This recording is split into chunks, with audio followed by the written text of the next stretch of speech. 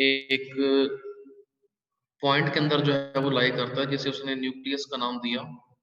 उसने कहा कि ऑलमोस्ट जो तमाम मास है और जो चार्ज है एटम का उस पॉइंट न्यूक्लियस के अंदर लाई करता है, बाकी इलेक्ट्रॉन्स जो है वो आउटसाइड द न्यूक्लियस स्पेस के अंदर होते हैं। न्यूक्लियस से बाहर जो है वो स्पेस के अंदर होते हैं। तो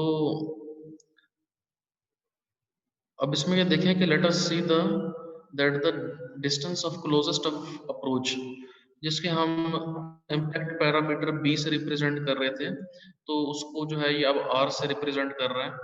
तो इसमें कंफ्यूज नहीं हो जाना। तो ये है वो क्लोजेस्ट अप्रोच जो है, जहाँ तक अल्फा पार्टिकल जो है वो टारगेट न्यूक्लियस के करीब आ सकता है।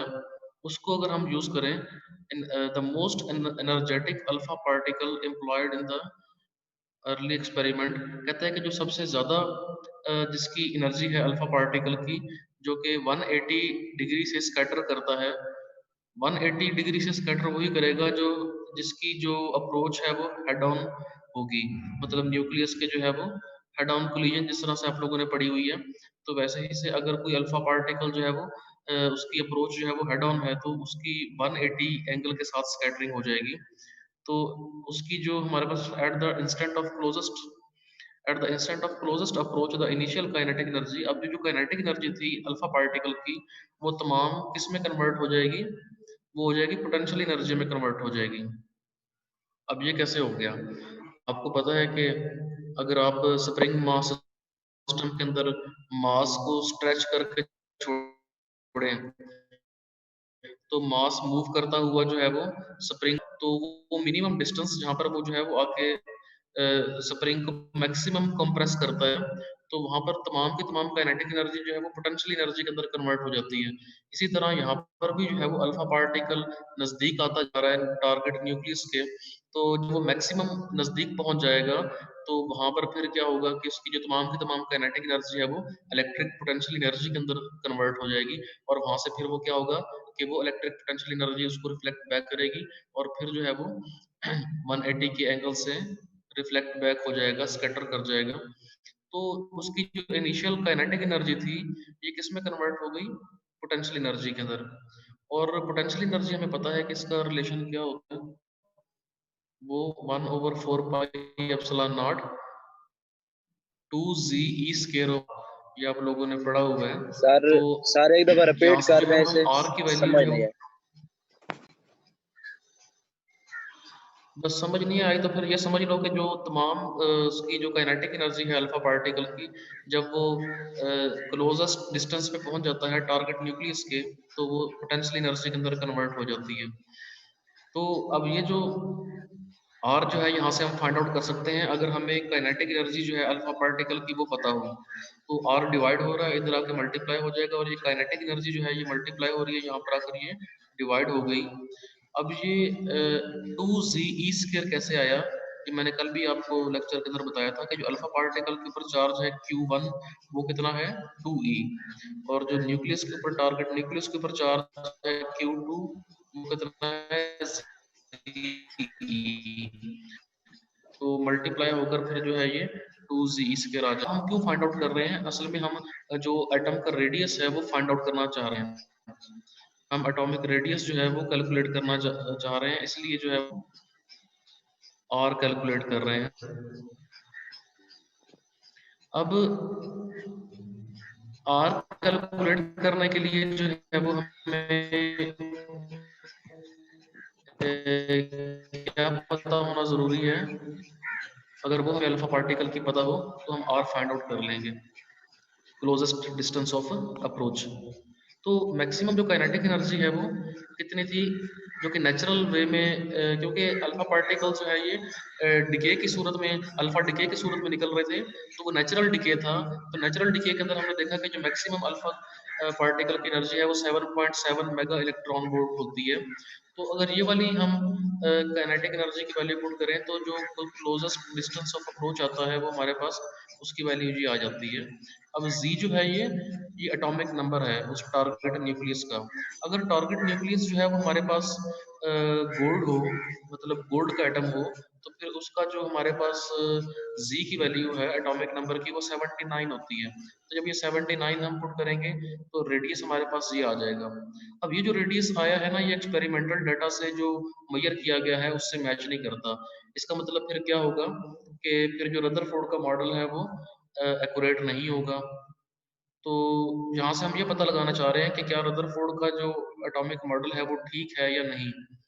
अब जो रेडियस ऑफ गोल्ड न्यूक्लियस जो है वो फिर कितना यहाँ पर आ गया है ये well under 10 the radius of the atom as a whole।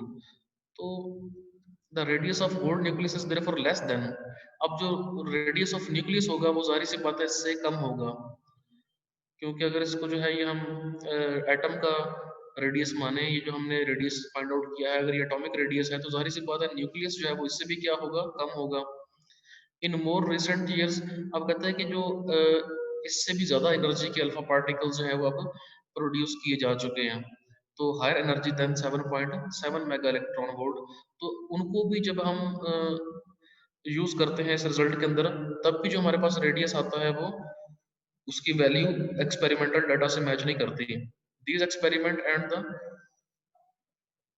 अब ये कहता है कि मच हायर एनर्जी के जो अल्फा पार्टिकल है than 7.7 mega electron volts has been artificially accelerated and it has been found that the Rutherford cutting formula does not indeed eventually fails to agree with the experiment.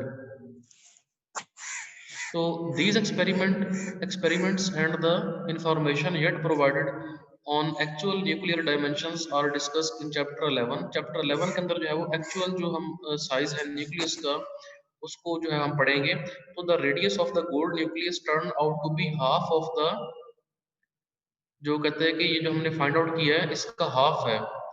और अगर हम जो है इससे भी ज़्यादा एनर्जी का अल्फा पार्टिकल हम यूज़ करके जो फाइंड आउट करते हैं उससे भी जो है ना जो रिजल्ट आता है, जो एक्चुअल रेडियस है वो हाफ है। ये हाफ है कितने 1/5 है अबाउट टू बी, हाँ ये 1/5 है, ये 1/5 ऑफ द वैल्यू ऑफ ये जो हमारे पास रेडियस आ रहा है इसका होगा। तो इसका मतलब फिर क्या है कि जो रदरफोर्ड का रिजल्ट है वो फिर एक्सपेरिमेंटल डाटा से मैच नहीं कर रहा। तो ये भी एक फेलियर आ गया रदरफोर्ड एक्सपेरिमेंट का। और जो है वो रदरफोर्ड एक्सपेरिमेंट के फेलियर्स क्या हैं।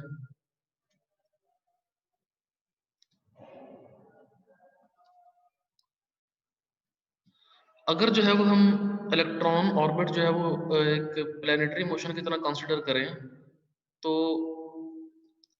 फिर क्या होगा कि हम ये सपोज करें कि जो सेंटर है वो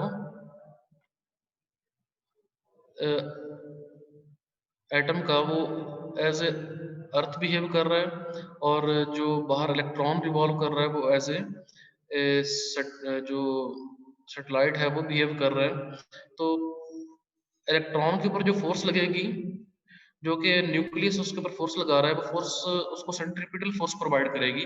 अगर हम ये सपोज कर लें कि इलेक्ट्रॉन जो है वो न्यूक्लियस के बाहर रिवॉल्व कर रहा है, तो उसके ऊपर जो सेंट्रीपिटल फोर्स लगेगी वो होगी हमारे पास mv² ओवर r।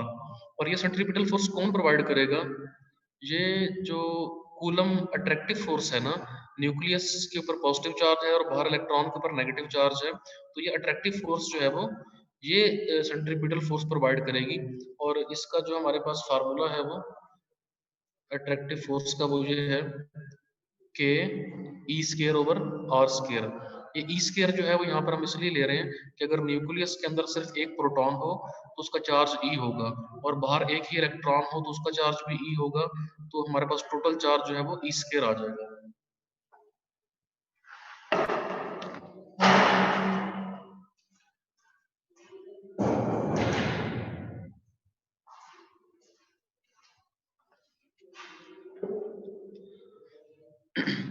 तो ये जो फोर्स है अब ये सेंट्रीपिटल फोर्स प्रोवाइड कर रही है, उसकी इक्वल हो जाएगी।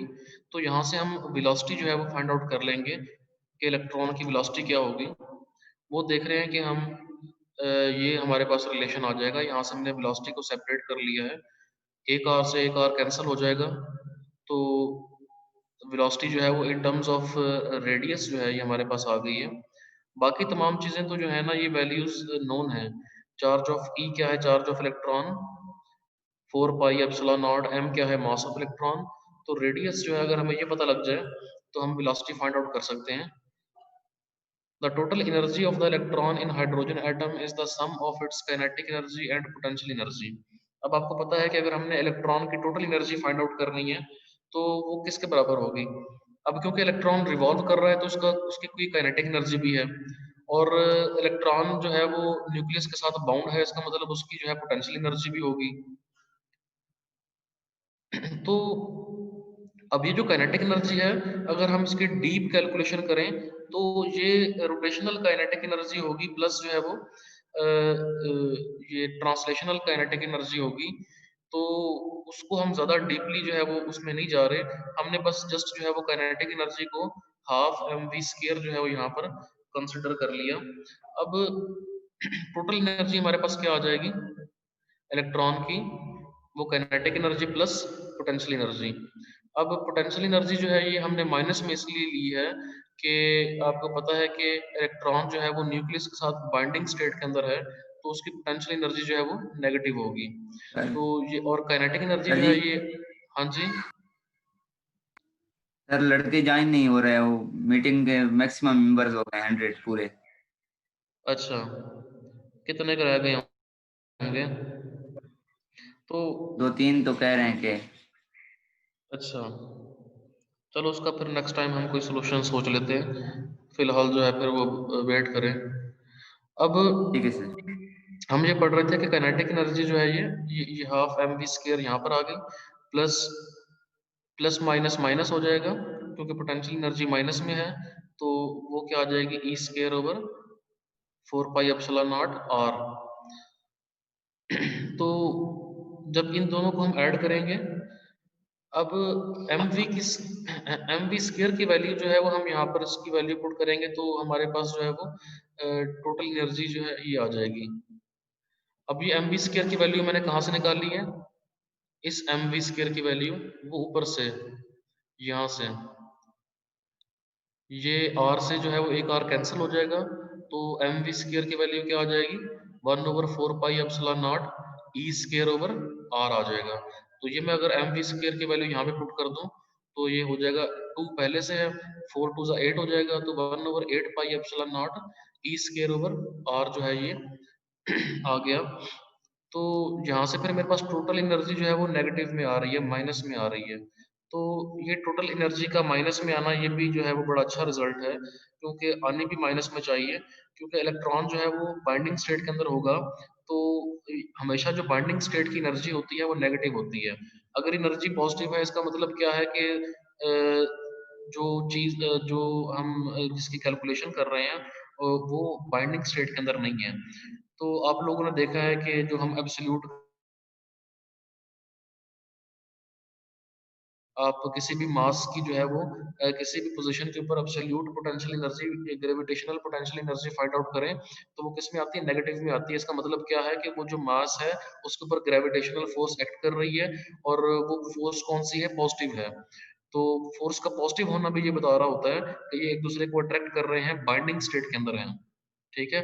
तो वो इसलिए एब्सोल्यूट ग्रेविटेशनल पोटेंशियल एनर्जी भी नेगेटिव आती है। तो इसलिए यहाँ पर आप देखें कि ये जो टोटल एनर्जी है ये भी क्या आ रही है? नेगेटिव आ रही है। इसका मतलब ये है कि आपको इतनी एनर्जी देना पड़ेगी इलेक्ट्रॉन को उसके ऑर्बिट से निकालने के लिए। अगर इलेक्ट्रॉन को आपने उसके ऑर्बिट से रिमूव करना है, उसका ऑर्बिट क्या है? उसका रेडियस ये आर, ये उसके ऑर्बिट के रेडियस को रिप्रेजेंट कर रहा है। अगर यहाँ से आपने इसको रिमूव करना है तो इतनी पॉजिटिव एनर्जी आपको देनी पड़ेगी, तब इलेक्ट्रॉन जो है वो वहां से रिमूव हो जाएगा।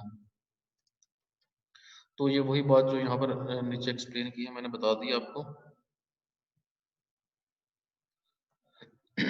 तो इसको यूज करते हुए आप जो है वो रेडियस फाइंड आउट कर सकते हैं। अगर आपको एनर्जी का पता हो तो आप जो है वो रेडियस बता सकते हैं कि इलेक्ट्रॉन का जो न्यूक्लियस से डिस्टेंस है वो कितना है। और ये एक एग्जांपल जिसको उन्होंने सॉल्व किया। अब जो फेलियर है और भी वो कौन से हैं कि अगर तो इलेक्ट्रॉन जो है वो रिवॉल्व कर रहा है न्यूक्लियस के गिर्द, तो ये तो हमने जो कैलकुलेशन की थी ऊपर जो एनर्जी फाइंड आउट की है वो हमने न्यूक्लियर जो फिजिक्स के बेसिक लॉज है उनको अप्लाई करते हुए ये फाइंड आउट किया है। और वो लॉज कौन से हैं, हमने कौन से यूज किया है? हमने जो है वो न्यूटन्स लॉ को यूज किया है, न्यूटन्स लॉ ऑफ मोशन को। और फिर वहां पर आप देख रहे हैं कि हमने जो कोलम्बिक लॉ को, कूलम फोर्स लॉ को जो है वो यूज किया है। और आपको पता है कि ये दोनों लॉज लॉज जो है वो बिल्कुल एक्यूरेट है क्लासिकल फिजिक्स के। कूलम लॉ जो है वो उसके उसके अंदर कोई जो है वो ऐसा नहीं है कि हम कह सकें कि कूलम लॉ ठीक नहीं है। और इसी तरह से न्यूटन लॉ जो है ये फंडामेंटल्स लॉ है और ये बिल्कुल 100% एक्यूरेट हैं। इनको यूज करते हुए हमने ऊपर जो है वो कैलकुलेशन की है एनर्जी की। तो अब ये कह रहा है कि both pillars of classical physics, pillars of classical physics का मतलब ये है कि ये जो क्लासिकल फिजिक्स जितनी भी है वो आपको पता है कि उसके अंदर हम तमाम के अंदर ही जो है वो इन लॉज को यूज करते हैं और ये वैलिड लॉज हैं। लेकिन फिर क्या है कि एक और भी जो है वो फिजिक्स का बेसिक लॉ है, वो ये है कि जब भी कोई चार्ज पार्टिकल एक्सेलरेट करता है तो वो इलेक्ट्रोमैग्नेटिक रेडिएशन इमिट करता है। ये भी लॉ किसका है? ये इलेक्ट्रोमैग्नेटिक वेव थ्योरी का लॉ है। तो जो कि मैक्सवेल ने इसको बताया था और ये भी 100% एक्यूरेट लॉ है। तो फिर अगर इलेक्ट्रॉन न्यूक्लियस के गिर्द रिवॉल्व कर रहा है तो उसकी फिर क्या होगा? एक्सेलरेशन तो होगा, क्योंकि इलेक्ट्रॉन रिवॉल्व कर रहा है, उसकी उसकी जो है वो मोशन सर्कुलर मोशन है। और आपको पता है कि जब भी कोई पार्टिकल सर्कुलर मोशन करता है तो उसका टेंजेंशियल एक्सेलरेशन होता है। और तो अगर वो एक्सेलरेट कर रहा है तो फिर इसका मतलब क्या है कि उसको इलेक्ट्रोमैग्नेटिक रेडिएशन इमिट करनी चाहिए, एनर्जी जो है वो उसको इमिट करनी चाहिए। तो ये एनर्जी इमिट करते करते जो है फिर आखिरकार उसको क्या होना चाहिए कि न्यूक्लियस के अंदर आकर गिर जाना चाहिए। तो और ये जो है तमाम प्रोसेस जो है वो विद इन 2 सेकेंड जो है वो हो जाना चाहिए। तो fraction of a second, sorry 2 second भी नहीं बल्कि 1 सेकंड से भी कम जो है वो टाइम में उसको इलेक्ट्रॉन को रिवॉल्व करते हुए न्यूक्लियस के अंदर आके गिर जाना चाहिए। तो ये जो है ना फिर एक्सप्लेन नहीं हो पा रहा था। तो ये जो फिर हमने एक कंसिडरेशन की है कि इलेक्ट्रॉन जो है वो न्यूक्लियस के बाहर बाहर रिवॉल्व कर रहा है, तो ये भी जो है लॉ फेल हो रहा है। क्योंकि ये जो हमारे पास इलेक्ट्रोमैग्नेटिक थ्योरी है जिसमें हम ये कहते हैं कि जब कोई चार्ज पार्टिकल एक्सेलरेट करता है तो वो एनर्जी रेडिएट करता है in the form of electromagnetic waves, तो फिर ये फेल हो जाता है। इसका मतलब ये है कि या तो फिर इलेक्ट्रॉन रिवॉल्व करेगा लेकिन वो इलेक्ट्रोमैग्नेटिक एनर्जी जो है वो इमिट नहीं करेगा। तो अगर हम ये कहें तो इसका मतलब फिर जो ये बेसिक लॉ है इलेक्ट्रोमैग्नेटिक थ्योरी का वो फेल हो जाता है, जबकि वो हम मेजर कर चुके हैं, उसके ऊपर कैलकुलेशन कर चुके हैं कि वो 100% एक्यूरेट है। फिर क्या है? फिर इसका मतलब ये है कि इलेक्ट्रॉन जो है वो न्यूक्लियस के गिर्द रिवॉल्व नहीं कर रहा, और अगर रिवॉल्व कर रहा है तो एक्सेलरेट कर रहा है, और अगर एक्सेलरेट कर रहा है तो उसकी एनर्जी जो है वो एनर्जी इमिट करते करते क्या होगा, एक वक्त आएगा कि वो न्यूक्लियस के अंदर आकर गिर जाएगा। तो और एटम जो है वो डिस्ट्रॉय हो जाएगा। तो स्पायरलिंग करते हुए, स्पायरलिंग का मतलब क्या है कि वो उसका रेडियस कम होता जा रहा है, घूम तो रहा है लेकिन कम रेडियस हो रहा है और ये फौरन से आके न्यूक्लियस के गिर रहा है 1 सेकंड से भी कम के टाइम में। और एक तो फिर हमारे पास फेलियर जो है वो ये भी आ गया। इसके अलावा जो है एक और भी फेलियर है इस मॉडल का। वो फेलियर तो नहीं सो हम कहते, लेकिन वो हम एक फिनोमिना जो है वो एक्सप्लेन नहीं कर पाते। अगर इस मॉडल को हम जो पेश किया इसको अगर हम स्टडी करें तो इसके अंदर जो है वो एक फिनोमिना है जो कि एक्सप्लेन नहीं होता। वो फिनोमिना कौन सा है कि एटम्स जो है वो एनर्जी इमिट करता है और अब्जॉर्ब भी करता है। तो उसमें से जो स्पेक्ट्रल लाइंस हैं, जो स्पेक्ट्रम है एटम का, वो उसको एक्सप्लेन नहीं किया जा सकता कि कैसे जो है वो एटम एनर्जी इमिट करता है और अब्सॉर्ब करता है। तो वो भी जो है वो इससे एक्सप्लेन नहीं होता।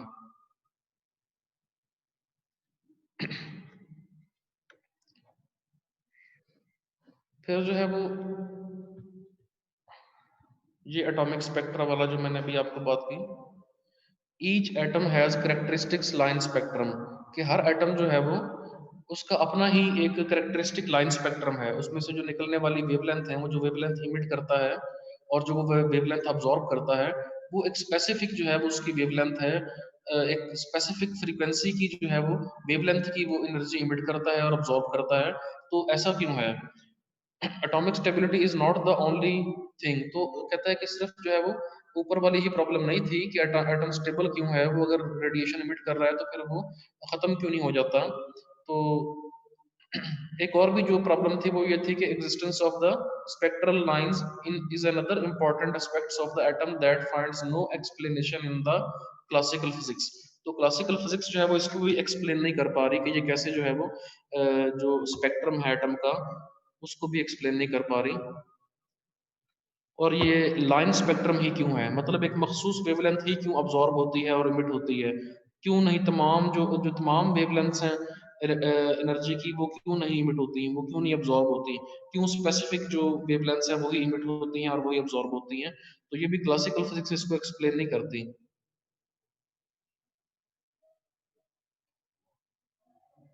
तो बाकी जो इसकी ये इधर थ्योरी लिखी हुई है इसको आप पढ़ लेना।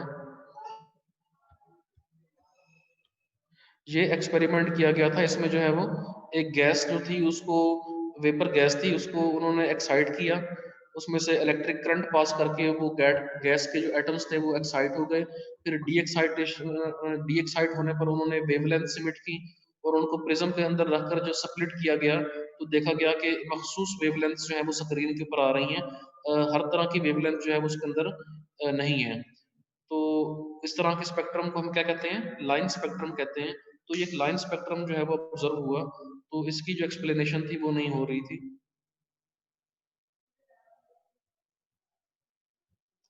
ये इस तरह का स्पेक्ट्रम जो है ये ऑब्जर्व हो रहा था। हाइड्रोजन के लिए आप देखें कि ये एक चार चार जो है वो वेवलेंथ्स वो इमिट हो रही हैं। तो हीलियम के लिए जो है ये उससे ज़्यादा है, मरकरी के लिए और भी जो है वो ज़्यादा है, लेकिन इनके दरमियान तो देखें कि ये वाली कोई वेवलेंथ पॉसिबल नहीं है, ना तो ये इमिट होती है ना ये अब्जॉर्ब होती है। तो इस तरह के स्पेक्ट्रम जो है वो लाइन स्पेक्ट्रम कहलाता है। अब इसकी एक्सप्लेनेशन के लिए भी फिर क्या हुआ, हमें कोई ना कोई थ्योरी पेश करनी थी।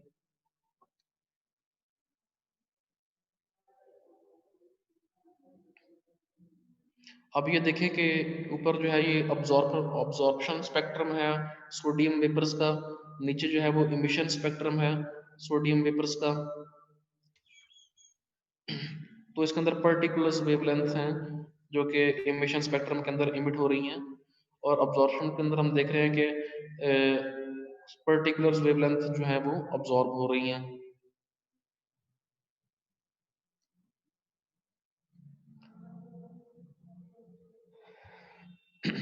तो ये स्पेक्ट्रल लाइंस जो है वो बाल्मर ने, पास्चन ने और जो है इनको सबसे पहले जो है वो किसने इसको स्टडी किया, वो लाइमन बाल्मर सीरीज थी वो, बाल्मर ने सबसे पहले इन स्पेक्ट्रल लाइंस को स्टडी किया। The first such series was discovered by Balmer in 1885 in the course of study of the visible part of the hydrogen spectrum। तो उसने जो है इस चीज को देखा कि जो फिर जो वेवलेंथ्स निकल रही थी उसको उसने बाल्मर सीरीज का नाम दिया। तो अब सीरीज क्यों कह रहे हैं, बाल्मर बाल्मर सीरीज जो कि ऑब्जर्व उसने की थी, वो उसने देखा कि जो इलेक्ट्रॉन है ना वो सेकंड शेल के अंदर आता है, सेकंड एनर्जी लेवल के अंदर आता है किसी भी हायर एनर्जी लेवल से, 3 से या 4 से या 5 से। तो इसका मतलब उसमें फिर बहुत सारी जो वेवलेंथ्स हैं वो इमिट होंगी। तो जो लॉन्गेस्ट वेवलेंथ थी वो ये थी 565.3 नैनोमीटर। तो इस इस डेजिग्नेटेड एच अल्फा, जिसको उसने एच अल्फा का नाम दिया। The next whose wavelength is 486.3 nanometre, उसको उसने जो है वो बाल्मर ने एच बीटा का नाम दिया, एंड सो ऑन।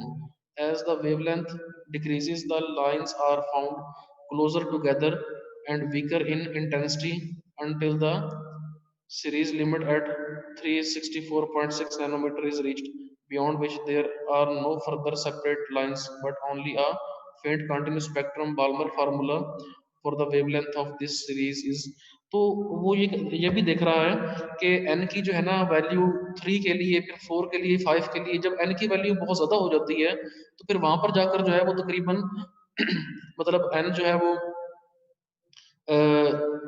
टू 200 से जो है वो अगर सेकंड के अंदर आ रहा है, तो फिर उनकी एनर्जी जो निकल रही है वो ऑलमोस्ट क्या हो जाती है, कंटिन्यूस हो जाती है। वो जो है ना उनके अंदर फिर ज़्यादा जो है वो सेपरेशन नहीं रहती, तो फिर ऑलमोस्ट जो है वो एक कंटिन्यूस सा जो है वो स्पेक्ट्रम बन जाता है। तो इसका मतलब क्या है कि फिर बाहर जो इलेक्ट्रॉन है वो बहुत दूर से जो है वो सेकंड शेल के अंदर आ रहा है, और वहां से जब वो आएगा तो वहां पर क्योंकि जो शेल्स हैं वो बहुत एक दूसरे के नजदीक नजदीक है, तो उनका जो एनर्जी डिफरेंस है वो भी इतना ज्यादा नहीं होगा, तो उनकी फिर जो वेवलेंथ है उनके अंदर भी डिफरेंस जो है वो ज्यादा नहीं होगा, तो फिर क्या होगा, एक कंटिन्यूस स्पेक्ट्रम जो है वो ऑब्जर्व होगा। तो अगर जब जब तक ये एन की वैल्यू थोड़ी है, छोटी है, तब तक जो है वो एक डिस्क्रीट जो है वो रेडिएशंस इमिट हो रही हैं।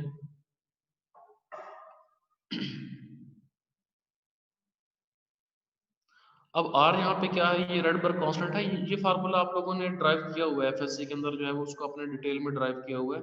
खैर इसको अभी भी हम देख लेंगे कि ये फार्मूला कहाँ से आया, किस तरह से इसकी जो है वो डेरिवेशन। अब यहाँ पर ये देख रहे हैं कि एच अल्फा जो लाइन है ये कब ऑब्जर्व होती है, कि जब इलेक्ट्रॉन जो है वो थर्ड लेवल से सेकंड लेवल के अंदर आता है, और एच बीटा कब ऑब्जर्व होती है, कि जब इलेक्ट्रॉन फोर्थ लेवल से सेकंड शेल के अंदर आता है, फोर्थ शेल से सेकंड शेल के अंदर आएगा तो ये एच बीटा ऑब्जर्व होगी। इसी तरह से जब वो फिफ्थ शेल से सेकंड के अंदर आएगा तो एच गैमा, फिर सेवन, और फिर जो है एंड सो ऑन। फिर आप देख रहे हैं कि आगे जाकर जो है वो इनके अंदर एनर्जी के अंदर जो वेवलेंथ के अंदर जो डिफरेंस है वो बहुत कम आ रहा है, और फिर ऑलमोस्ट आप देख रहे हैं कि इन्फिनिटी पे आकर जो है ये कंटिन्यूस हो जाता है। इसका मतलब फिर क्या है कि इसके अंदर तमाम वेवलेंथ्स जो है वो आ रही हैं, तो ये एक कंटिन्यूस स्पेक्ट्रम होता जा रहा है।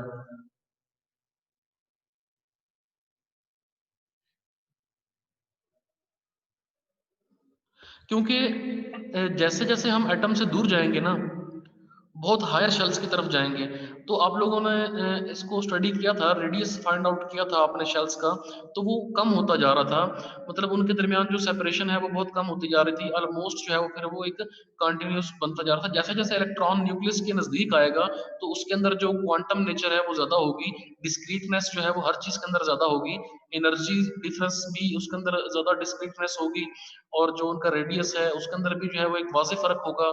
और जैसे जैसे इलेक्ट्रॉन दूर जाता जाएगा तो इन रेडियस भी ऑलमोस्ट जो है वो एक दूसरे के नजदीक आते जाएंगे, एनर्जी वैल्यूज भी उनकी एक दूसरे के कंपेरेबल होती जाएंगी, तो कॉन्टिन्यूस जो है वो बिहेवियर उसका इलेक्ट्रॉन का होता जाएगा। ये उस चीज को डिनोट कर रहे हैं। उसके बाद जो है बाल्मर सीरीज के बाद फिर लाइमन सीरीज भी जो है वो डिस्कवर हुई। लाइमन ने जो है वो जो कैलकुलेशन थी ऑलमोस्ट वही बाल्मर वाली थी, लेकिन इसके अंदर क्या था कि इलेक्ट्रॉन जंप करके दूसरे में नहीं बल्कि पहले शेल के अंदर आ रहे थे। इलेक्ट्रॉन एक्साइट हुआ तो वो तीसरे में चला गया, और तीसरे में फिर वो कहाँ पर आया, पहले के अंदर आया, तो उससे जो रेडिएशन निकल रही थी वो लाइमन ने ऑब्जर्व की। अब आप सोच रहे होंगे कि बाल्मर ने क्यों ऑब्जर्व नहीं की, मतलब अगर बॉलमर जो है वो बाकी जो सेकंड वाली को अगर ऑब्जर्व कर सकता है, तो फिर उसने ये वाली क्यों नहीं ऑब्जर्व कर ली। असल में उस टाइम जो है वो ये बात है तब की, जब बॉलमर ने ये कैलकुलेशन की थी, फाइंड आउट की थी ये रेडिएशंस 1885 की है। उस दौरान जो है वो डिटेक्टर्स नहीं थे इतने, तो मतलब जो आंख से नजर आता था ना उसी को ऑब्जर्व किया जाता था। तो ये जो बार्मर बाल्मर सीरीज है ना, ये जो इनकी जो वेवलेंथ है, इससे निकलने वाली जो रेडिएशंस हैं, ये वही रेडिएशंस हैं जो हमें आम आंख से नजर आ जाती हैं। और वो कौन सी हैं, जैसे कि रेड लाइट हो गई, ग्रीन लाइट हो गई, yellow light, orange light, purple light, ये तमाम जो है ना ये एक विजिबल रेंज है, जो हमें क्या होता है नजर आता है, इसलिए इसको हम क्या कहते हैं कि it is the visible part of the hydrogen spectrum. तो उस टाइम क्योंकि यही आंख से नजर आता था, तो बाल्मर ने इसी को ऑब्जर्व कर लिया और इसी की कैलकुलेशन की। तो बाद में जब जो है वो डिटेक्टर ऐसे बना लिए गए जो कि उन रेडिएशंस को भी ऑब्जर्व कर लेते हैं कि जो कि आंख से नजर नहीं आते, तो जो लाइमन था उसने देखा कि सिर्फ ये वाली रेडिएशंस नहीं निकल रही जो कि नजर आती हैं, बल्कि और भी रेडिएशंस निकलती हैं जो कि हमें आम आंख से नजर नहीं आती, बल्कि डिटेक्टर के अंदर वो डिटेक्ट होती हैं। तो जब उसको स्टडी किया लाइमन ने, तो फिर उसने देखा कि उसकी जो वेवलेंथ है वो इस तरह से उसका रिलेशन बनता है कि जब इलेक्ट्रॉन जो है वो हायर शेल से फर्स्ट शेल के अंदर आते हैं, तो उससे जो रेडिएशन निकलती हैं वो बहुत ज्यादा हाई एनर्जी की होती हैं, तो वो हमें जो है वो विजिबल रीजन के अंदर लाई नहीं करती, इसलिए वो हमें नजर नहीं आती, तो वो डिटेक्टर के अंदर ही डिटेक्ट होती हैं। इसी तरह से फिर बाद में पास्चन ने जो है वो जब और अच्छे डिटेक्टर जो है वो डिस्कवर हो गए, उसके बाद ये भी देखा गया कि बहुत कम जो वेवलेंथ वाली रेडिएशंस थी उनको भी ऑब्जर्व किया गया। तो फिर बाद में पास्चन ने किया, उसके बाद ब्रैकेट ने किया, फिर फंड ने जो है वो और जो है उसमें से वेवलेंथ्स को ऑब्जर्व किया। तो जितने डिटेक्टर एडवांस होते गए उतने ही ज़्यादा जो है फिर वो उसमें से जो रेडिएशंस थी जो कि पहले डिटेक्ट नहीं हो रही थी, बाद में वो डिटेक्ट हुई और फिर उनको जो है वो उसी हिसाब से देखा गया। तो पास्चन ने, ब्रैकेट ने और फंड ने उनको स्टडी किया। तो जो पास्चन सीरीज थी वो कब इमिट होती हैं कि जब इलेक्ट्रॉन जंप करके हायर एनर्जी लेवल से 4 से 5 से 6 से जंप करके किस में आता है, 3 में आता है। इसी तरह से ब्रैकेट में जो है वो जंप करके 4 में आता है और इस तरह से फंड में जो है वो 5 के अंदर आता है। तो इससे जो एनर्जी निकलेगी, ये जो फंड और ब्रैकेट और पास्टन जो है ये बहुत कम वेवलेंथ की हैं। तो सॉरी बहुत लॉन्ग वेवलेंथ की हैं। तो ये एक खास किस्म के डिटेक्टर ही इनको डिटेक्ट कर सकते हैं इतनी लो एनर्जी को, क्योंकि अगर वेवलेंथ बहुत ज़्यादा होगी तो उन रेडिएशंस की एनर्जी क्या होगी, बहुत लो होगी। तो फिर जब बाद में वो डिटेक्टर डिस्कवर हुए तो उनके बाद जब जो है ना हाइड्रोजन स्पेक्ट्रम को स्टडी किया गया तो देखा गया कि इस किस्म की वेवलेंथ भी मौजूद है और उनको फिर एक्सप्लेन किन्होंने किया, फर्न ने, ब्रैकेट ने और पास्चन ने। तो ये जो स्पेक्ट्रम जो ऑब्जर्व हो रहा था, ये भी क्लासिकल थ्योरी जो है वो इसको एक्सप्लेन नहीं कर रही थी कि क्यों जो है वो सिर्फ डिस्क्रीट जो है वो वेवलेंथ्स पॉसिबल हैं, क्योंकि क्लासिकल फिजिक्स के अंदर कुछ ऐसा जो है वो डिस्क्रीटनेस टाइप की कोई चीज़ नहीं है। क्लासिकल फिजिक्स ये कहती है कि अगर कोई चीज़ मूव कर रही है तो उसकी कोई भी वैल्यू हो सकती है काइनेटिक एनर्जी की। अगर कोई बॉडी रिवॉल्व कर रही है तो उसकी कोई भी वैल्यू हो सकती है उसकी काइनेटिक एनर्जी की, कोई भी वैल्यू हो सकती है उसके एंगुलर मोमेंटम की। तो लेकिन क्वांटम फिजिक्स क्या कहती है कि ऐसा पॉसिबल नहीं है, ऐसा नहीं होता। जब आप माइक्रो वर्ल्ड के अंदर आते हैं, जब आप एटॉमिक लेवल के अंदर आते हैं, तो फिर क्या है कि कोई भी वैल्यू एनर्जी की पॉसिबल नहीं है। एक मखसूस वैल्यूज जो है वो पॉसिबल होंगी एनर्जी की, कोई भी एंगुलर मोमेंटम जो है वो पॉसिबल नहीं है, कंटिन्यूस नहीं है, बल्कि उसकी क्या है, डिस्क्रीटनेस वैल्यू, डिस्क्रीट वैल्यूज हैं। तो फिर यहाँ पर आकर क्या होता है कि क्लासिकल फिजिक्स जो है वो फेल हो जाती है और इन रिजल्ट्स को एक्सप्लेन नहीं कर पाती। अकॉर्डिंग टू क्लासिकल फिजिक्स जो है वो इलेक्ट्रॉन किसी भी ऑर्बिट के अंदर रिवॉल्व कर सकता है, आर की कोई भी वैल्यू हो सकती है। लेकिन क्वांटम फिजिक्स ये कहती है कि ऐसा नहीं है। मखसूस रेडियस के ऑर्बिटल्स जो है वो पॉसिबल हैं कि जिनका मखसूस एंगुलर मोमेंटम होगा और उनकी जो है वो क्वांटाइज जो है वो एनर्जी होगी। तो क्वांटाइज उनका रेडियस होगा, क्वांटाइज उनका एंगुलर मोमेंटम होगा, हर चीज क्या है, क्वांटाइज्ड है। जबकि क्लासिकल फिजिक्स जो है इस क्वांटाइजेशन को एक्सप्लेन नहीं कर पाती। तो यहाँ पर आकर फिर क्लासिकल फिजिक्स फेल हो जाती है। तो बोहर एटम जो है वो फिर जो लेटेस्ट हमारे पास जो एटॉमिक मॉडल था वो बोहर का था और वो सक्सेसफुल था एटम्स को एक्सप्लेन करने के लिए। The first theory of atom to meet with any success was put forward in 1913 by Niels Bohr. तो वो थ्योरी जो कि वाकई जो है जिसके ऊपर हम जो कि सक्सेसफुली एक्सप्लेन कर देती है एटॉमिक मॉडल को, वो कौन सी थी, वो बोहर की थ्योरी